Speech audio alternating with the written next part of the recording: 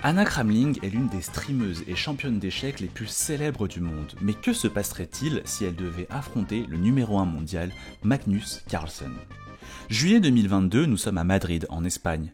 Magnus débute par pion en D4, et après quelques coups, on obtient rapidement une catalane. Kramling décide alors de jouer pion prend C4, de manger un pion, mais elle voit que Magnus joue très vite. Kramling est inquiète et se demande si elle n'est pas en train de tomber dans la préparation de Carlsen, qui la rassure que non. No, why am I playing a super theoretical line? This is not super theoretical. It is not? Okay, good. Thank you. Elle décide de jouer cavalier en D5 pour attaquer 2 fois le cavalier C3, mais Magnus défend avec fou en D2. Après que les deux joueurs aient mis leur roi en sécurité, Magnus joue E4, un coup crucial pour prendre tout le centre. Après fou B4 en E7, la position est très complexe stratégiquement. Anna a un pion de plus, mais Magnus a des compensations avec toutes ses pièces déjà développées et le centre pour lui. Magnus lui-même reconnaît que ce n'est pas si simple. Oh boy, this is not easy. Mais c'est là que Magnus va trouver un excellent coup, pion A2 en A4, pour dissuader Anna de jouer pion B7 en B5, et ainsi isoler le pion C4 d'Anna, que Magnus va finir par récupérer avec cavalier F3 en E5, puis cavalier E5 prend pion C4. Mais Anna ne s'avoue pas vaincue.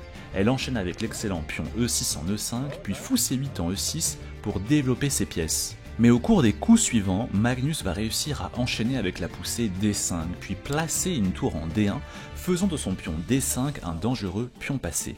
Anna subit une forte pression. C'est pour cela qu'Anna place son fou en D6 pour essayer de bloquer le pion passé de Magnus, mais Magnus joue alors l'excellent cavalier B6 en C4, puis cavalier prend le fou en D6 pour s'emparer de la paire de fous d'Anna. Le numéro 1 mondial va alors accélérer, plaçant sa dame en B5 puis sa tour A1 en B1 jusqu'à manger le pion A5 d'Anna Kramling. Sauf qu'après dame B5 prend A5, Anna remarque que son cavalier C5 et son fou en E8 attaquent 2 fois le pion A4 de Magnus et il semblerait que ce pion soit en prise. Mais en face, c'est le numéro 1 mondial. Anna se demande s'il y a un piège, mais elle finit quand même par capturer le pion A4 et Magnus lui répond de ne pas avoir peur. Don't be scared. Yeah, don't be scared. Magnus fait le gars serein, mais en réalité, Anna Kramling est en train de jouer une excellente partie contre le meilleur joueur du monde. La barre d'évaluation est à la fois blanche et noire. Anna est en route pour un véritable exploit. Sauf que quelques coups plus tard, après dame A5 en B4 joué par Magnus, Anna Kramling décide de jouer dame D6 prend B4, provoquant l'échange des dames. Mais ne serait-ce pas risqué de rentrer en finale alors que c'est la spécialité de Magnus Carlsen? Sauf que soudain, après quelques coups, Magnus joue fou E3 en F4 et tout d'un coup se met à répéter plusieurs fois « Tactique, tactique, tactique ». Tactics. Look for tactics.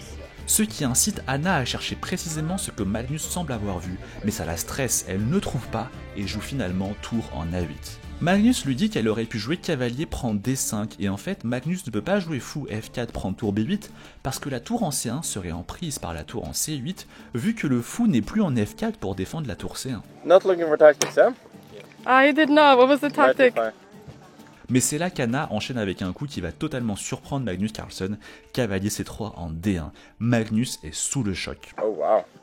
Mais peut-être parce que ce coup semble très mauvais, car cavalier au bord, cavalier mort, comme on dit. Après quelques coups, la position d'Anna est horrible. Le pion D6 passé de Carlsen est très fort, elle perd son pion E4 et ses pièces sont très mal placées. Et après la manœuvre fou en G5 puis E7 et tour en A2 joué par Magnus, soudainement c'est le roi noir d'Anna en E8 qui se retrouve en grand danger d'être échec et mat. Anna joue alors tour en C8 pour empêcher la tour de Magnus de s'infiltrer en A8, mais Magnus enchaîne avec fou en F3, attaquant le cavalier D1 qu'Anna déplace en C3, mais c'est là le coup de grâce, fou en H5 suivi de fou prend G6, échec et mat.